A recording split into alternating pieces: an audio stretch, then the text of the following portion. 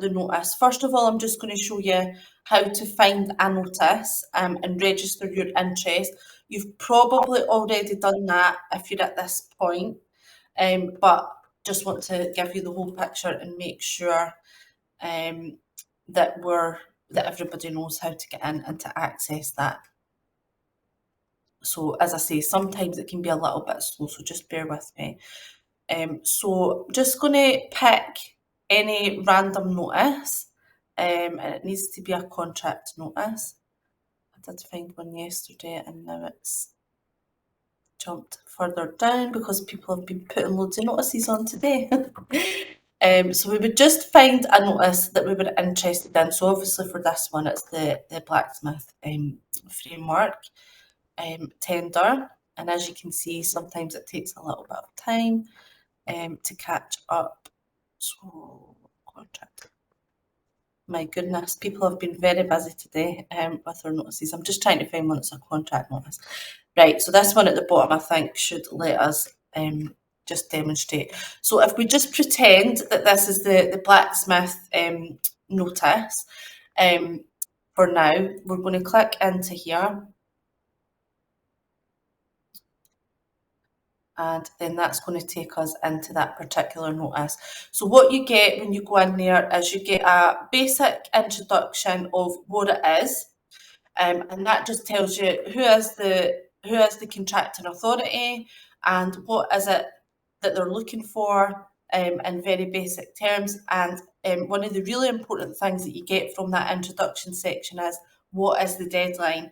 So if the deadline was the 13th of August, then you would probably just discount that one completely and say, right, I'm not going to bid for that. I mean, you never know, but probably quite a short time scale. So that's kind of the first bit of information that you would look at.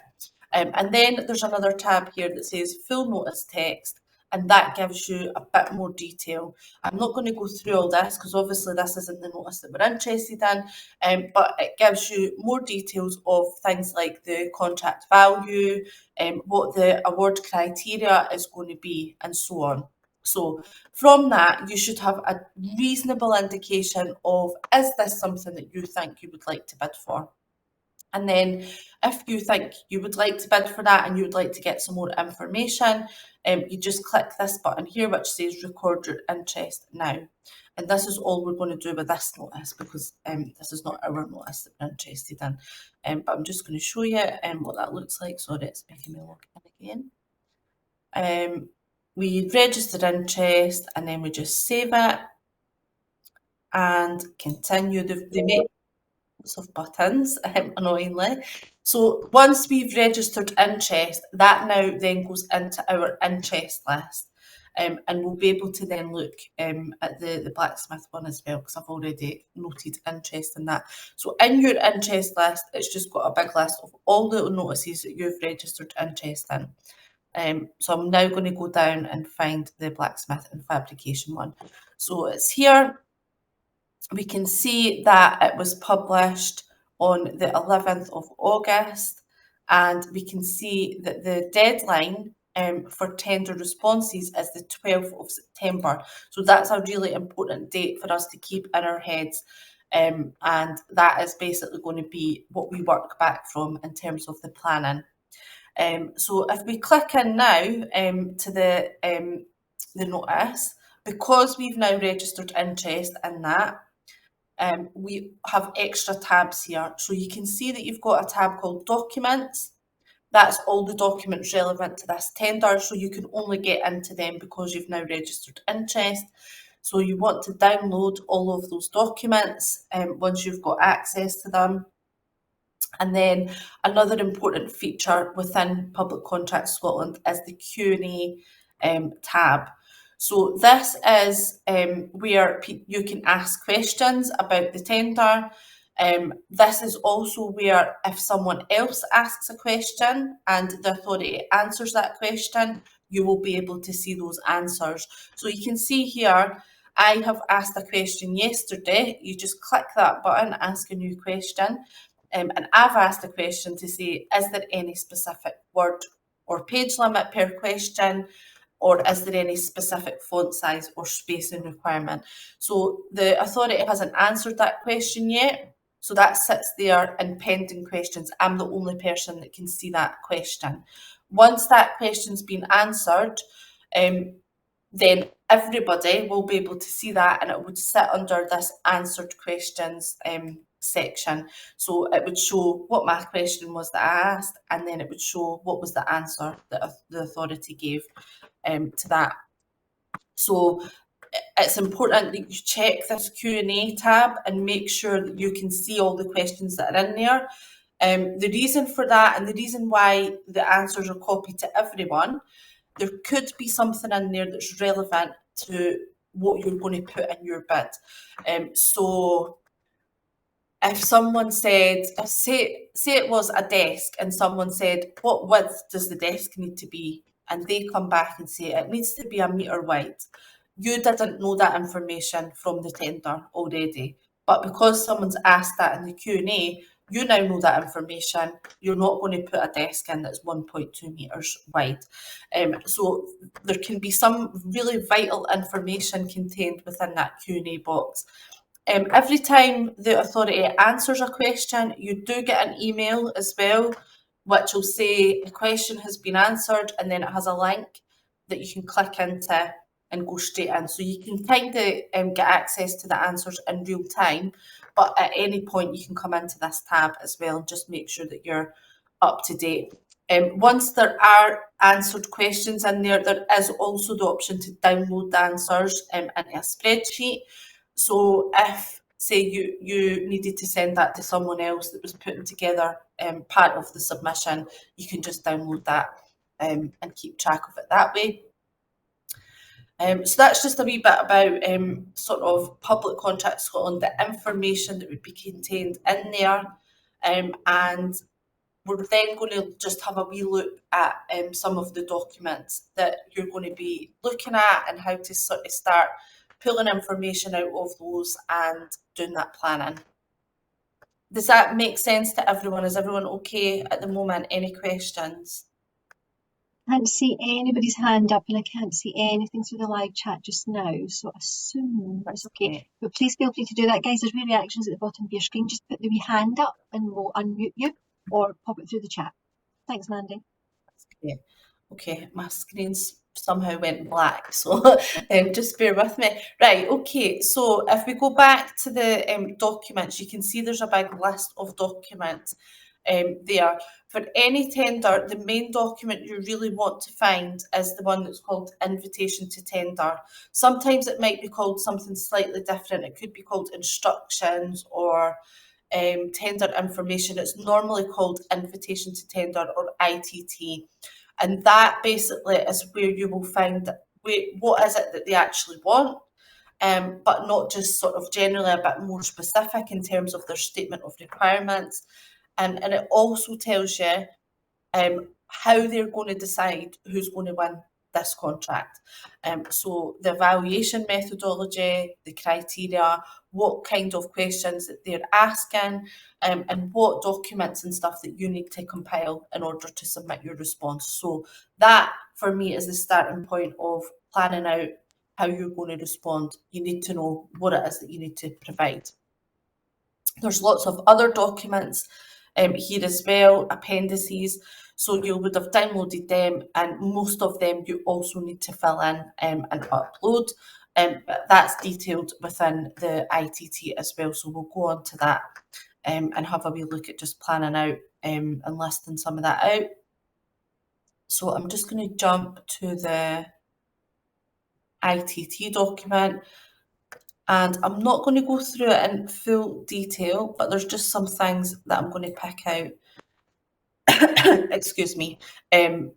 So when you did the previous webinar with the council themselves, they hopefully would have explained to you, like, what is it that they actually, what's important to them, what is it that they're looking to achieve through this new contract that they're putting in place. So I'm just going to talk you through like how to sort of find relevant pieces of information within the ITT, and then how to sort of incorporate that into your planning. So the ITT basically is broken down into different sections, and you've got your contents here. And it's basically section 8, which is the submission details and general information. So this is basically how you're going to do the tender process. It's all the sort of administrative stuff and the terms and conditions type stuff.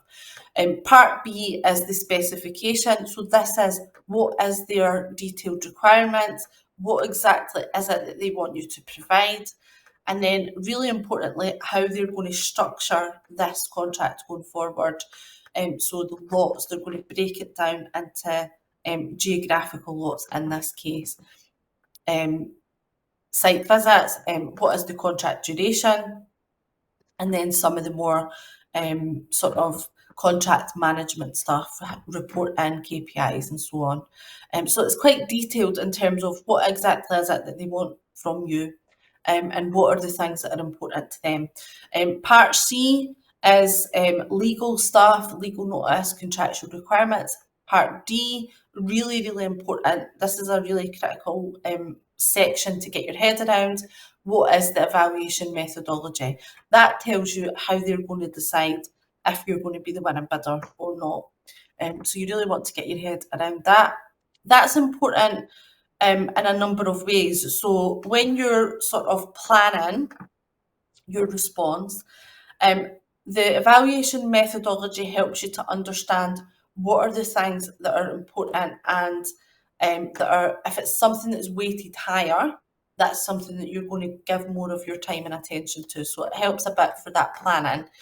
It also helps when you've done your responses as a sort of check to say, okay, does it meet that criteria? How would we score based on the evaluation methodology that's been stated in the document? Is there anything we need to improve on?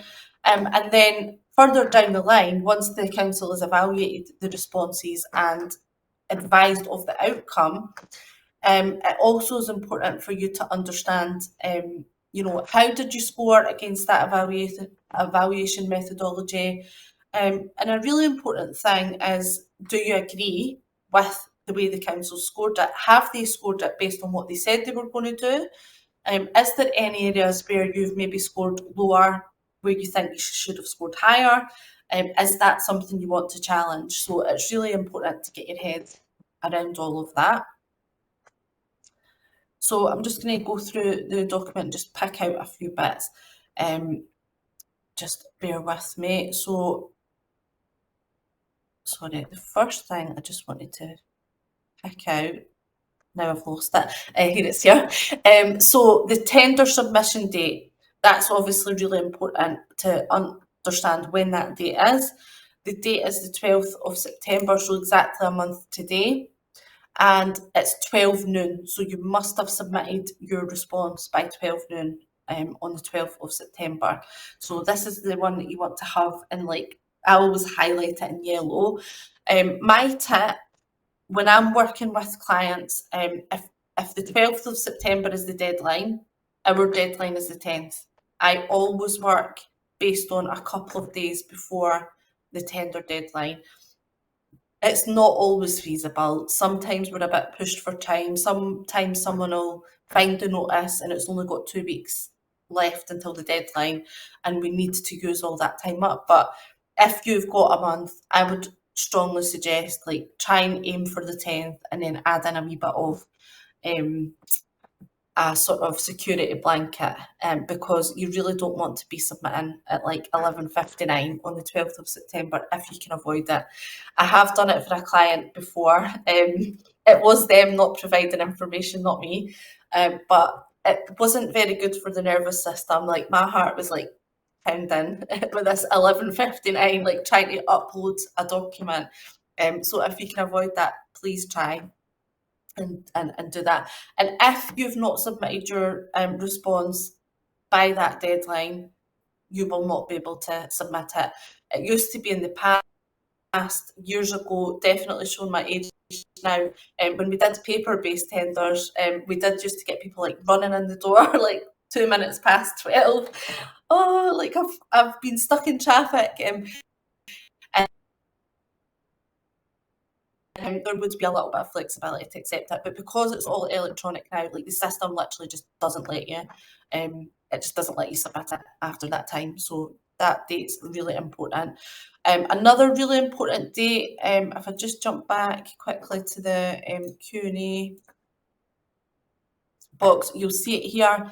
It says the deadline for submitting a question is the 5th of September. So that's a week before the tender deadline. Generally, that's what buyers do, is close it a week before. So if you've got any questions that you want to ask, make sure that you get them in before that 5th of September deadline. If it's a couple of days after that, you just won't be able to. This button will no longer be there. So those are two really important dates to have in your mind, and just make sure that you're aware of those. And now I'll just jump back. Now my screen's went black. It keeps doing that when I'm going between the screens. And I'll just, sorry, don't know what happened there. Just go back and share the invitation to tender document. Hopefully you can all see that. So yeah, it's got some information about what it is, like what the process is basically, but some of the really important things are this procurement timeline. We've pretty much talked about that already. When the responses have to be provided by, when you can ask questions up until, and then they've given a timeline in terms of when they're going to actually award or hoping to award this contract. So they're looking to basically let you know by the 1st of October. That doesn't always go to plan. I'm sure the council are really hoping to stick to that timeline, but if it does slip, don't automatically think that means you've been unsuccessful or anything like that. It is quite common for these to slip, but it's good to have that date in your mind as well, so that you can follow up if you need to. Mandy, I'm still on the Q&A screen. Have you moved on? Oh, there we go. It's changed now. Thank you. You should be the ITT screen. Can you see that? Yeah. Okay. Right. So we're just on the timetable. Can you see that timetable? Yeah. Yeah. Oh, good. Right.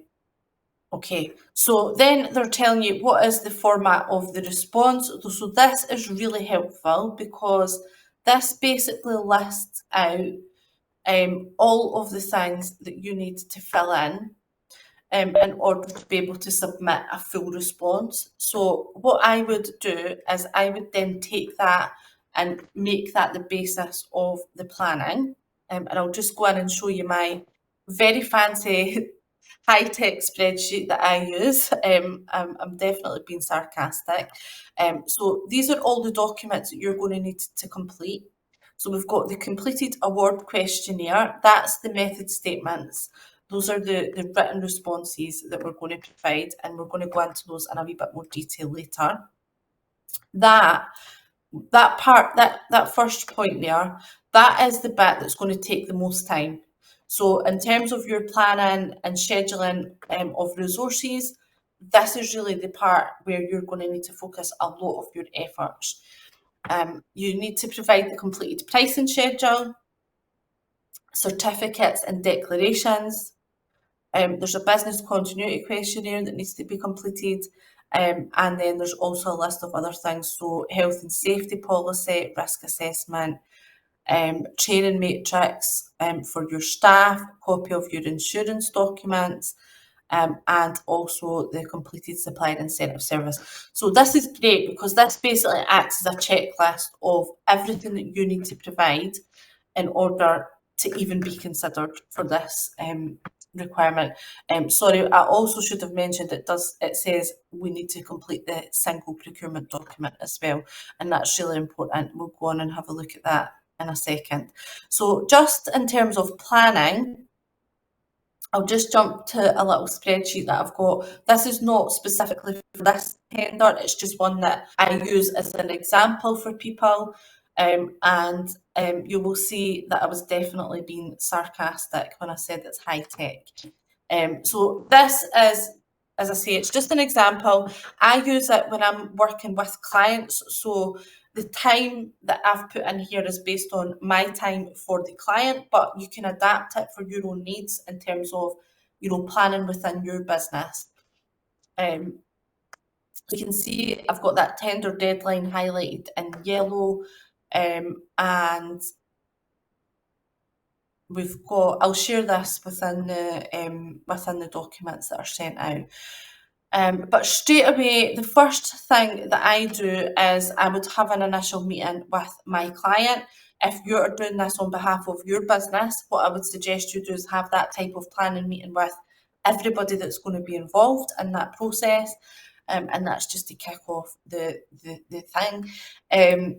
I then also allocate time to review all of the documents. So up to half a day, depending on how many documents are available. And that is to review this invitation to tender document, pick out what are the key elements of the specification that we need to be aware of, how's this going to be evaluated, doing the planning part, and also asking any questions at this stage. So I would actually take some time to go through, familiarise yourself with all the documents, and ask the questions via that Q&A function. You want to get those in as soon as possible, especially if they're things that are relevant to how you're going to respond in your bid. The selection part, sometimes known as the SPD part, which it is known as in this tender, I would make sure just to allocate some time to complete that. And we will go actually into that and see what's in there. For this particular one, the SPD is fairly basic information. So I don't expect it to take a huge amount of time. It's mainly information that you know about your organisation already, but making sure that you actually set aside time for these things. And what I would say with the SPD, and I'll show you when we go into the system, I would suggest doing that early, because if you don't complete that within the system, if you've got everything else uploaded, but that's not complete, you will not be able to submit your response. The system just won't allow you. And I have seen that happen before.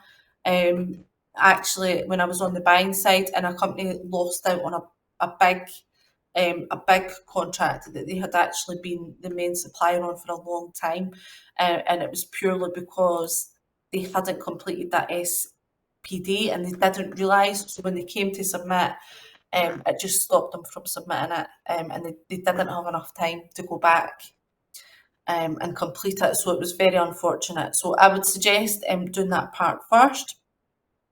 What I would also then do is, I've not got it in this one, but all of those standard documents that have been provided, so like let me just jump back into the ITT. So the certificates and declarations, for example, the business continuity questionnaire, I would actually list all of those on that planning spreadsheet and allocate them for someone to fill in. But I would suggest getting all of that stuff done and out the way as soon as possible before you start, doing all the more detailed method statement responses and pricing schedule, because sometimes it can be easy to get caught up in the bigger pieces of work, and then it's, oh, I forgot to sign this form, and then it's sort of scrambling about at the last minute. So I would list all those out within that spreadsheet, so that each one's got a line item in there and it's been allocated to someone, and then you can just tick it off as that's completed. A lot of them are just things that need to be signed, dated, or inputting information that you already know about your organisation, so names, addresses, people, and things like that. And then I'll just go back to the spreadsheet. So then what I normally do is, for the method statement questions, I would have like an individual line item for each one of those. So you can see in this particular example, there was a question about the goods, quality management, supply chain management of the service. But what you're going to look at is what is in that award questionnaire, and you would list those out as individual tasks that needed to be completed, and you're going to put a time allocation against those. And obviously someone that's going to write those responses. And then I would normally allow some time for a second draft. The commercial would be the pricing schedule. And again, you just want to make sure you're allocating that for someone to complete. Don't leave that to the last minute either. Again, I've been in a situation where myself and the client have worked together and we've did the full quality response. We've did all of the signing stuff that needs to be uploaded, and at the very last minute the pricing schedule's still not being completed in like the morning of the submission, and that can be quite stressful. So try not to do that if you can avoid it. And making sure that you set aside some time for actually doing this tender submission and the upload is quite important as well. So as I say, that's just a wee example of how I track it. There is probably much more high-tech, fancy tools that are a bit more sophisticated, but that works for me. But it's just making sure that you're capturing absolutely everything that needs to be completed at that point. I'm going to go back to the ITT document. Does anybody have any questions while I'm trying to get that to come up? Nobody's wee hands up and nothing through the chat, Mandy. Okay, right. Hopefully it'll pop up in a second. Okay, right. So the other bit that I'm going to go and look at. So part B is the specification. So that's the statement of requirement. This is what the council actually wants, what they want to achieve from this contract. They're explaining to you how they're going to split that up. So it's 3 geographical areas in this particular situation. And hopefully they've already explained to you in the previous session, you don't need to be able to cover the whole geographical area to bid for that one. So I'm not going to go into this in detail, but what I would suggest in terms of the background and the statement of requirement specification, I would sit and go through that and just have a list of bullet points, things that's important to them that you need to make sure that you're mentioning within your tender response. So I usually just sit with a notepad, again, not very high tech, but highlight like all the main points that we need to make sure we consider. And then I'll start thinking, right, how would we be able to answer that? How would we evidence that we can do that? So that's quite helpful in terms of the planning as well. And I'm not going to, as I say, go through that in lots of detail unless anyone's got any specific questions on it. And then the next section that I want to look at is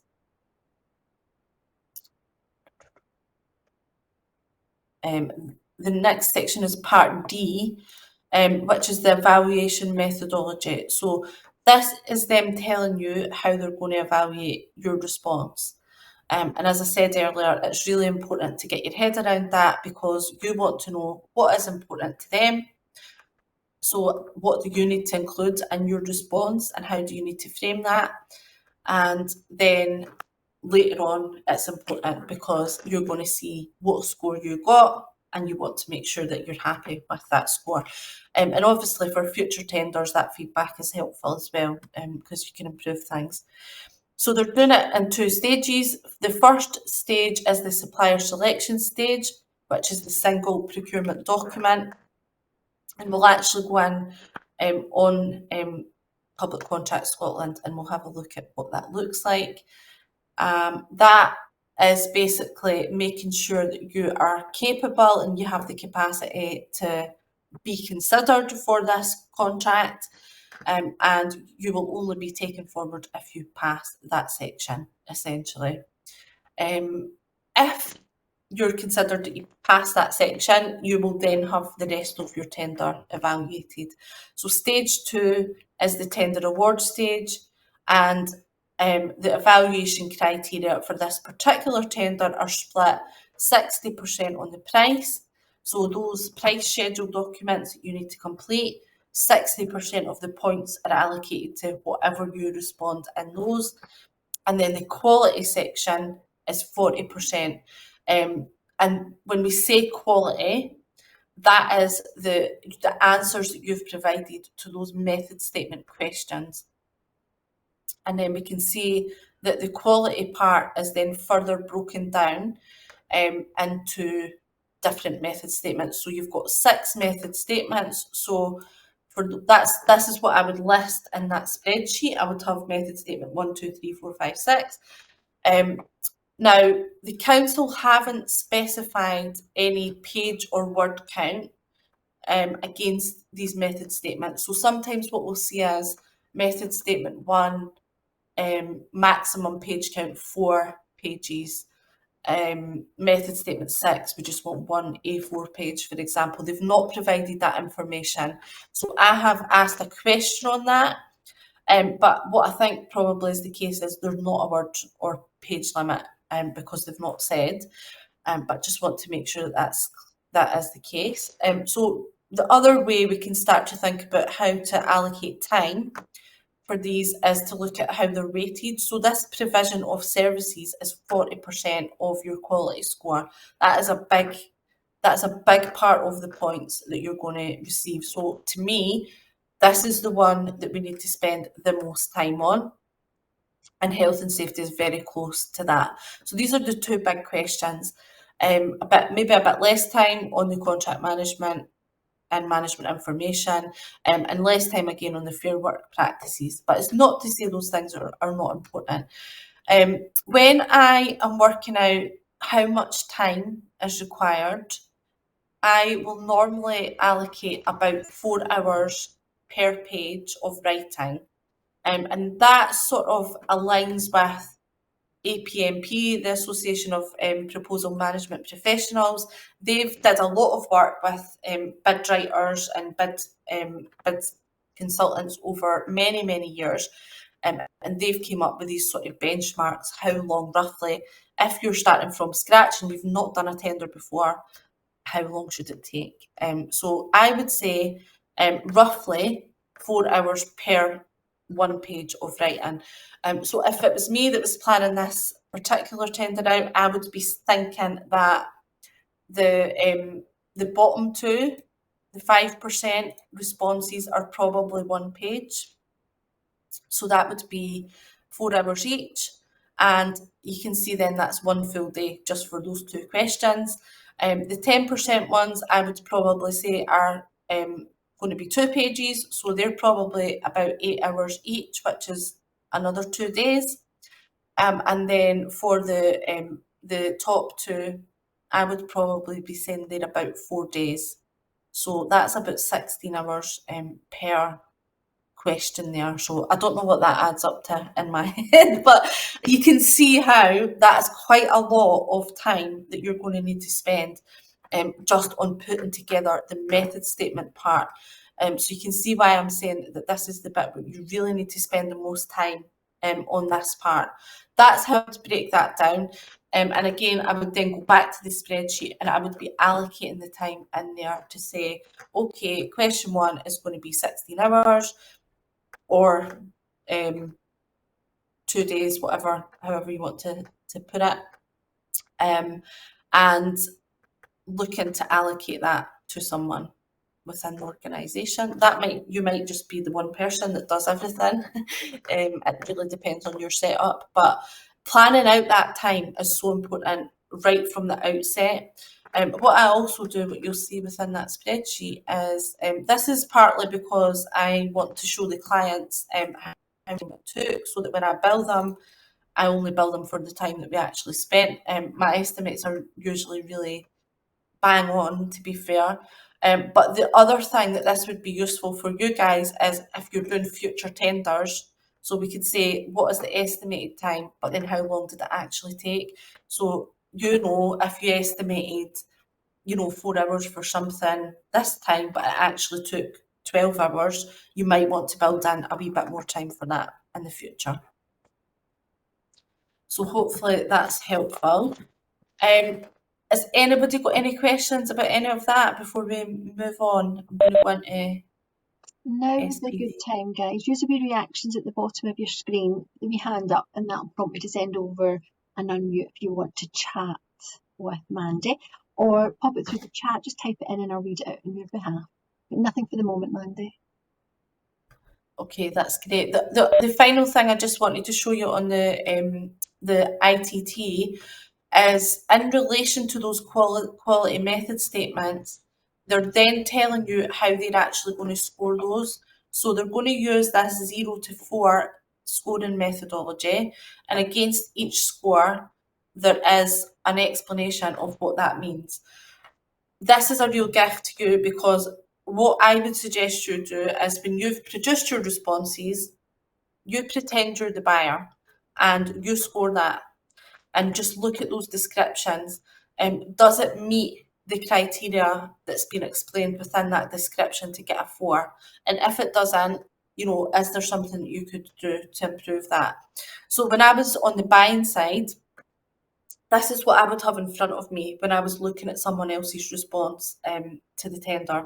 I would be looking at their response, and then I would be constantly referring to this table to say, right, this is what they've said, and then does it meet what that says under 4? Well, actually, let's see, 3, it says, so if I say like a 3 or a 2, right, okay, I'm looking at that and I'm saying it is relevant and it's good, it is detailed, but then it does actually lack some details on how the requirements will be fulfilled. So that's then not going to meet the criteria for a 3. So we're going to need to put that down to a 2. So just getting your head around that, using that for you to do an evaluation of your responses before you submit them. And then also, again, when the feedback comes, you can get the explanation from them and compare that with, you know, what you think about your response. And is there any areas that you feel that need to be challenged? Okay, so if everybody's happy, I'm just going to jump now to the SPD document. So that is the sort of first stage of what they're going to evaluate. And I'm just waiting on my screen catching up with me. I don't know why it keeps going black whenever I change, but we'll see if it'll work. Okay.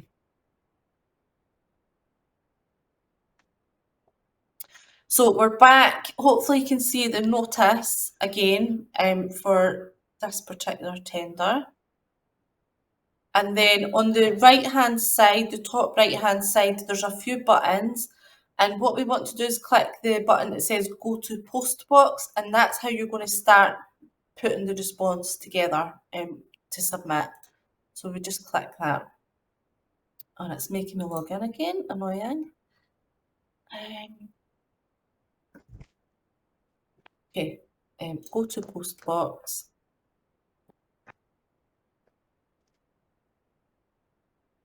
Right, so this is going to have all the tenders that you're going to submit responses to. You can see that there's loads in here for me because I'm always showing people how to do it. Not that I'm actually bidding for all of these things. And where is the blacksmith? Okay, so you can see it in the list there. So it says it's not been dispatched yet, and then you've got a little button that says edit stroke dispatch. So we want to click into there, and that's going to take us into the post box response. And there is some basic information about your company already populated from your PCS profile. Sorry. And I'm just going to show you what we need to do. So when you're submitting a response via Public Contract Scotland, there's the first part, which is the SPD, the single procurement document. That is built into the system as a module. So you can see this button here. So you're going to go through and fill in all the questions within the system. Everything else is documents that you download, fill in, and then upload. Or it might be extra documents that they've asked you to provide, like your training matrix. So apart from the SPD, Everything else is a file upload. It's basic. You just choose the file, find it in your folders, just the same as you would do if you were sending an email with an attachment. So this is the only bit that's inbuilt within the system. So we're just going to click that button. It says Edit SPD Response. And what that's going to bring up is just a basic description of who is the buyer, what is the procurement procedure, your company details. Again, those will probably be pre-populated unless you've not done an SPD before. You might need to fill those in. Excuse me, and then your representatives, and again, you might need to add that information. So normally you can just click through those parts.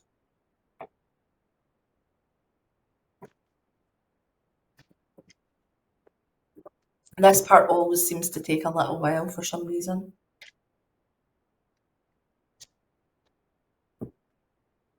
That's that little attention. Okay, so now this is the actual questions that you're going to have to answer. So we've got some basic information. Again, that just tells you about the SPD and what you need to do.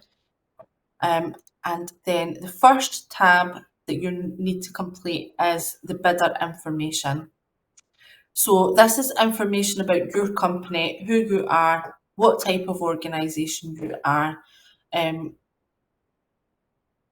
probably is information that you know about yourself. So how many employees do you have? What is your yearly turnover?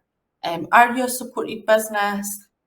Are you on an official list? Normally you're going to say not applicable, you're a UK business to that. And then it's asking you about, can you prove that you've paid social security contributions? And are you bidding together with others? So that would be relevant if you were doing a joint venture or a consortium bid. Probably most of you aren't, but if that is something that you're doing, you really want to get advice on the best way to put that together. And do you rely on the capacities or entities of others in order to meet the selection criteria? So it gives you a bit of an explanation of what that means. And then if you are reliant on others, and the next question is about subcontracting, which is sort of similar. All the people that you rely on also need to complete the SPD. And in this case, it would be via a Word document that you can just download in here. So if you are using subcontractors or you are submitting a bid along with someone else, I would make sure that you get them to download and complete that SPD as soon as possible.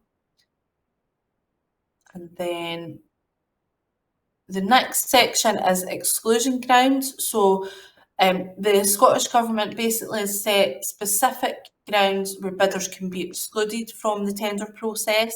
Some of those are mandatory exclusions. So if you say yes to this question, you cannot be considered.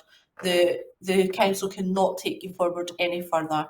And that would be the things like conspiracy, terrorist offences, money laundering, all the really serious stuff that hopefully none of you are involved in. So you want to be saying no to all those questions, obviously, if that is truthful.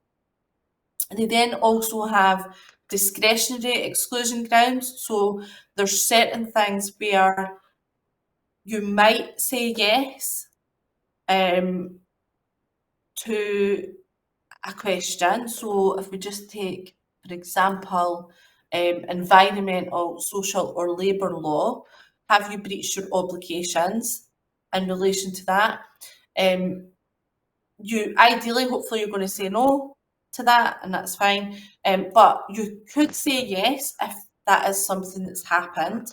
And if you do say yes, what you need to do is provide an explanation of what happened, how have you resolved that situation, to make sure it doesn't happen again. And then the buyer has got the option to decide then if they're going to take you forward or if they're not. The important thing is to be truthful on it, and then it's basically the buyer's call in terms of whether they're going to take you forward. Hopefully your answer is no, Thomas.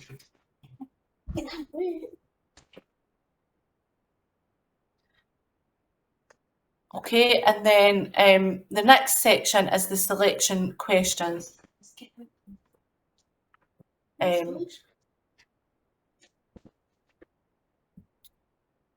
So they haven't set any specific turnover requirements. Sometimes that is something that is included where you need to meet a specific turnover requirement. They haven't done that, so that's just blank. The economic and financial standing. So they've asked about insurance, professional risk indemnity. They're looking for you to have £5 million worth of cover. So you need to confirm that you have that in place, and if you don't have it in place, you can say that you will commit to obtain that prior to commencement of the contract. So if you don't have those insurance levels in place, it's okay, but you just need to be willing to commit to those. Employer's liability and also public liability. So they're wanting you to have 5 million for all of those. What I would also say is if you're going to say, we will put this in place, if successful, please check how much it's going to cost before you commit to that, because I have actually had an experience where one of the suppliers said yes because they thought, okay, well, if we're successful, we'll just put it in place. And then the amount that the specific insurance type was going to cost was half of the value of the contract. So they were actually going to be operating at a loss if they had put that insurance in place, unfortunately. So you don't want to be in that position either. Just make sure that you check that first and make sure that you would be okay to put that in place. Mandy, there's a wee question come in. Can new companies submit tenders? Yes, absolutely, and they are definitely encouraged to. So for this particular tender, the council, they've not specified a minimum turnover or anything like that, and they've not asked for like 3 years accounts. Sometimes that would be asked for. But what they've said is they're going to do a financial evaluation. So they're going to, what have they said? I think they said that they were going to use Credit Safe. Let me just double check that. Should be in here somewhere. Yeah, so what they've said is they'll use an independent scoring organisation, namely Credit Safe, to conduct appropriate financial probity checks. What generally happens if you don't have that historical information is that they'll consider that on a case-by-case basis. So it could be that they want maybe a parent company guarantee or something from the bank that provides them with some satisfaction that you're not just going to go bust, or it could be like a financial plan projection in terms of what you're expecting to do in terms of building the business. But definitely new entrants to the market are very much encouraged by public bodies. It's definitely something that you know, they want to see. They want to see the market not just be stagnant, new people coming in. Sometimes it's difficult to, if you're completely new, it's sometimes difficult to then prove things like your experience and your capacity. So you're not ruled out, but sometimes by default, it's very difficult for you to answer the questions. In that case, that could be where you might want to, you know, work with other local companies and join together, do a collaborative submission, do a subcontracting arrangement, you know, that type of thing, but definitely not like flatly excluded from the process at all. Okay. And then if we just go to the next, so selection, and there's no other questions in here. So as you can see, the SPD, sometimes they're a bit more detailed. Sometimes you need to provide examples of previous work, things like that. They've not actually asked for that in this one, so it is quite a straightforward SPD that they're asking you to submit. It is generally yes, no questions or information about your organisation that you will know. So I don't think you probably need to allocate a huge amount of time to this. But what I wanted to show you was when you've finished filling this in, you want to click this red save button. I'm not going to get the right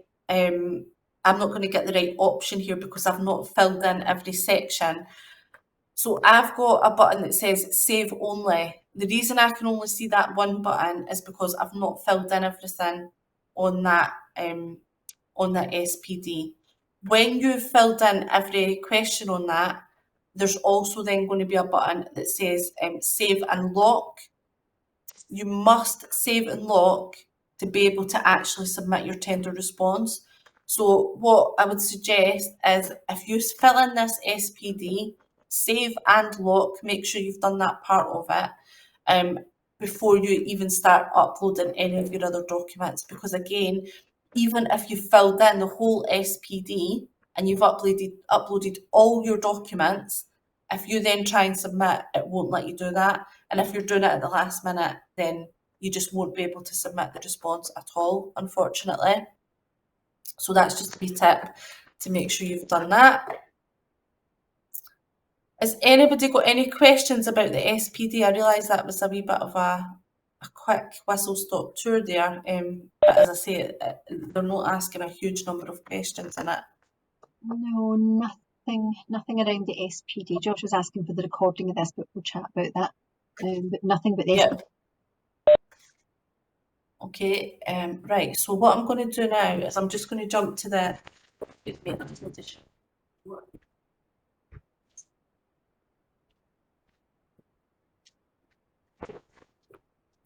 Sorry, I just had a wasp flying in there. This is typical for the summer. Right, 2 seconds. So what I'm going to do now is I'm going to go back and just have a look at the questions and the documents that need to be completed. Give me a little second because it's a bit slow.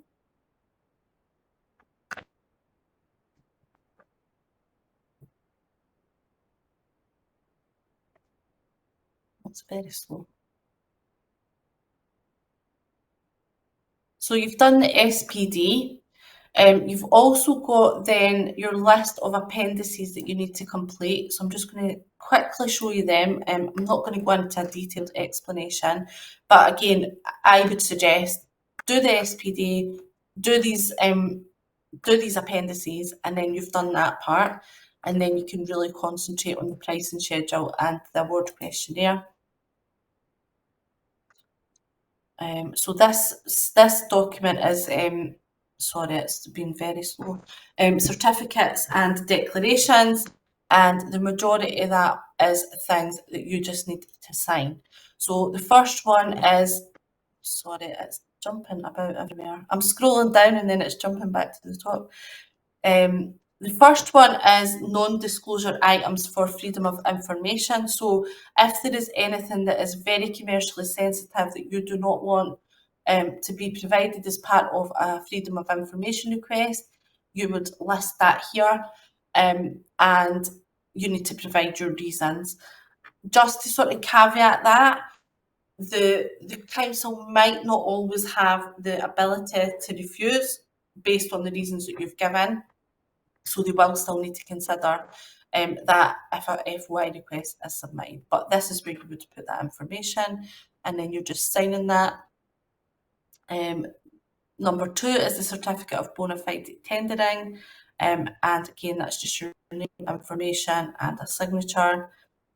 Number 3 is a declaration, and then again you're just filling in all the relevant parts of that. And it's basically just to say that you've read all the bits and you agree to all the bits. And obviously make sure that you do agree to them before you sign it. But in terms of what you need to provide, it's basically a signed copy of that document. And that's all on that one. The next one is, again, sorry, it's a little bit slow to open. They're asking for your business continuity information. So business continuity planning. So it's a questionnaire that you need to complete, and it's just all about, do you have a business continuity plan? Is it documented? If not, when are you going to produce one? And all about the service levels and stuff that you're going to provide. So that could take a little bit of time to fill that in. Just make sure that you've allocated some time for that.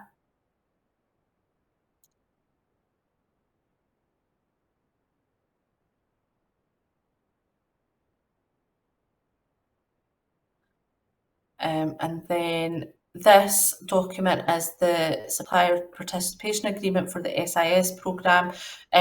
There's more detail on that programme and what that actually means.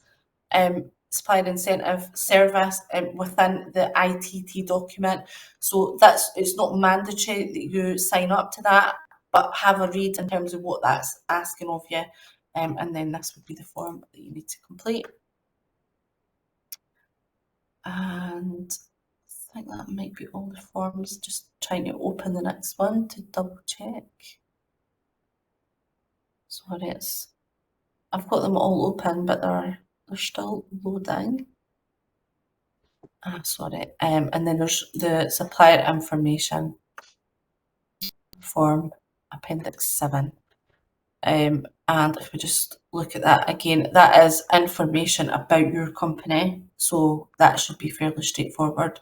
It's a bit odd because this information is captured within the SPD, so I don't know why we're doing it again manually, but this is something that needs to be provided, so just fill that in. And that's pretty much like all the sort of appendices and stuff. So we'll go now into the actual award questionnaire. If I can get it up. Apologies.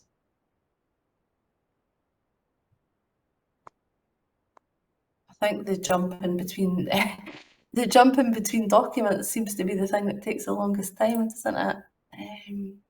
Is that not?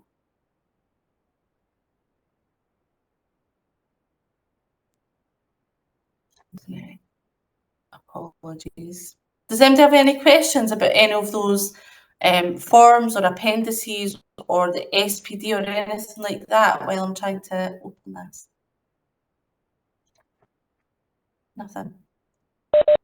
Josh was asking, do the documents need a pen signature or is electronic okay?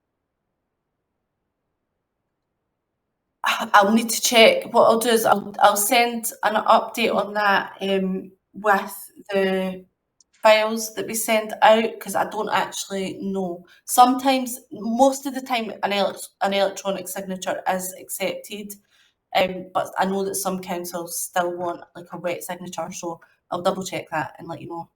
That's okay. I actually don't know. I think we are starting to move towards, electronic stuff, but I have definitely seen we are. Sorry, I don't know why it's taken so long. Okay, right. So the sort of final part, although as I say, this is probably the bit that's going to take up most of your time, is this award questionnaire. This is the method statement questions. So this is worth 40% of your overall score, and then we've got that broken down into the other sub criteria. So we've allocated our time that we want to spend on these, and who we're going to get to do them. So these are the actual method statement questions. You need to complete it in this document, it says. So that's what you're going to do. You're going to fill this in, then you're going to upload it. So just really some tips how you would want to go about filling this in. The first thing that I would do is break it down into subheadings. So I've just highlighted in yellow sort of the key bits that I would have that as a sort of heading within the response. So ability to carry out the required service.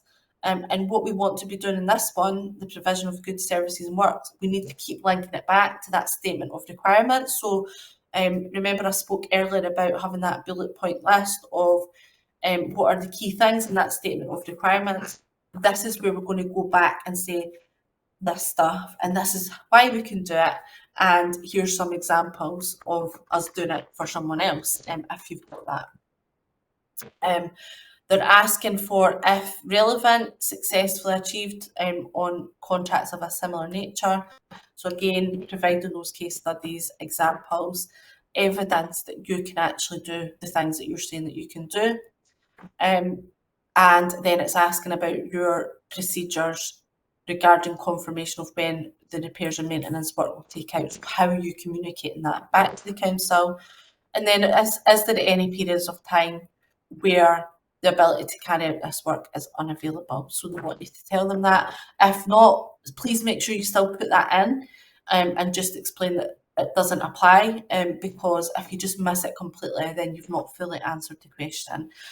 What I would always say when you're doing your responses is make it really easy for the evaluator to see that you've answered all parts of the question. And for me, I think if it is sort of structured in terms of these headings, that's always really helpful, because if I was evaluating it, what I would first look at is, have they answered all parts of the question? And if it's structured in that way, it's really easy to tick those off, right? Everything's been covered. And then it's going into more detail on how actually good is that response that's been provided. But if you miss out one part of the response, like if you say you didn't put in that bit about is there any periods when you're unavailable, I would say you've not fully answered the question. So straight away, before I've even looked at is it good quality response, you can't get full marks because you've not answered the whole question. Even if the response to every other part is exceptionally good. So make it really easy for the buyer to see that you've responded to all bits of that question. And again, I've just went down and done the same stuff for all of those method statements, highlighting. You're obviously not going to submit this with the yellow highlighting, but it just helps to pick out the key points. And as I say, I would have those as headings within the response.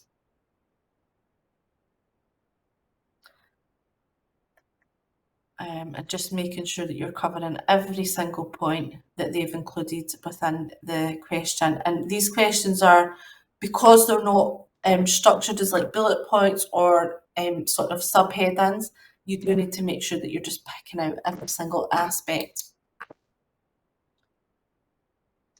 So you're going to write your response, which seems like obviously a really big task, but the key things would be answering the question that's in hand, not the question that you think you want them to ask you, making sure that you do cover all the points, making sure that you're referring back to that statement of requirements, evidencing your capability at every opportunity. So say, for example, recently I've worked with a client and it was a tender for like maintenance and repair, and there was an out of hours element to it, and it was like we need a 1 hour response time for emergencies. So first what the client said was, oh, we can do that, but we can do that is fine, but how does the buyer then know that you can actually do it? So what we then did was we pulled some of the data from their system that said we can, like, basically we can do that, and here is the evidence that we are consistently achieving that. Like 99% of call outs are responded to within 1 day, 1 hour. So it's just backing it up all the time. The other thing that's quite useful that I like to do is called the so what test. So anything that we're saying as a statement or that we do or that we provide, so what? And just keep asking yourself that question. What benefit is that going to give to the council? Why is that important for them to know? Why is that a good thing that you're providing? So that's really quite helpful. So once you've prepared your responses, and obviously this will really depend on who is within your organisation or who is involved in pulling this tender together, I would suggest having someone else read the responses because, you know, two pairs of eyes is always better than one. That's something that I always do as when I'm working with clients, I'll always have someone else that does a quality review on the response, even though I've done it a million times now. We can miss things. It's easy to not pick something up, or even just a little typo can make all the difference. So do that quality review process if you can. And then what I would do is go back, if I go back to this document, go back to this table and read your response in comparison with this table. And does it meet the criteria to score a 4? And if it doesn't, where are the gaps? And is that something that you could improve on? You might find that there's a gap that you can't fill, and that's okay, but then you're aware that you might score a bit lower on that particular question. But that's a really helpful exercise to do. Just jumping back then into Public Contracts Scotland. Oh, sorry, that's taken me right out of there. I'll just go back into it. I'm just going to show you how to actually then submit your response. Has anybody got any questions while I try and get that up? This would be a good time. No, the last question I can see was Jason's about the document signature. No more questions have come through yet, Linda. So in terms of once you've collected all your documentation together, you've completed everything, you're ready to upload it. You've done your SPD response. Once you've done that, the button will look different. I can't actually remember what it says on it, but it says something different, doesn't it, Fran? Can't remember what it says, but it does show you that you've done it. We're still on the grid with the unacceptable, poor acceptable. Oh, right, okay. There we go. Sorry. Change now. Okay, right. So we're in the post box response again. Yeah. You've got the SPD button. That button does change once you've locked it. But I can't remember exactly what it says. But you want to make sure that that is completed, and then you're just going to upload all those files. So it literally is just a choose file, and then you're going to select what file to upload, just exactly the same as you would do if you were uploading a file to an email, which I'm sure you're all familiar with. And you just add in a description. So if it was a Word document, you just type a Word document, upload the file, add it, and then it'll appear. I'll just show you actually what that looks like. I'll just add one of the files. And you just add that. So you can see that's uploading. So you'll now see attached documents, and you can do these as you do them. So you can, if you do, say you do all the appendices first, you could upload all of them and just save it, and then you can then add in your award questionnaire document later in your price schedule as well. You can save and exit at any time. And then when you are completely satisfied that you've got all the documents uploaded, check them against that checklist of everything that you need to provide within your spreadsheet or wherever you're going to have that list. And then you're just going to click dispatch. It's not going to let me do it because I've not filled everything in, but you would just click that dispatch button, and that's it. That's then away to the buyer, and they can't open it until the tender deadline is closed. So they can see that there are responses in there, but they don't know who they're from and they don't know what they say inside them. And obviously that's a big driver for the electronic system is we can't just look at someone's prices and tell someone else to go a wee bit lower or anything like that. It's not possible. So that's kind of at the end of the process, and then you just wait for the buyer to let you know what the outcome is. And as I said before, really importantly, when you get that feedback, particularly if you've been unsuccessful, make sure that you go through that, compare it with the evaluation methodology, make sure you're happy, maybe not happy, but you're satisfied that they've carried out the process correctly. If there is anything that needs to be challenged, it needs to be done within that standstill period of 10 days. So get onto that as soon as you get the letter in. And yeah, I think that's everything. Is there any questions at all or anything that was unclear? Happy to take any questions, Now it's criticism. I'm going to just stop the recording.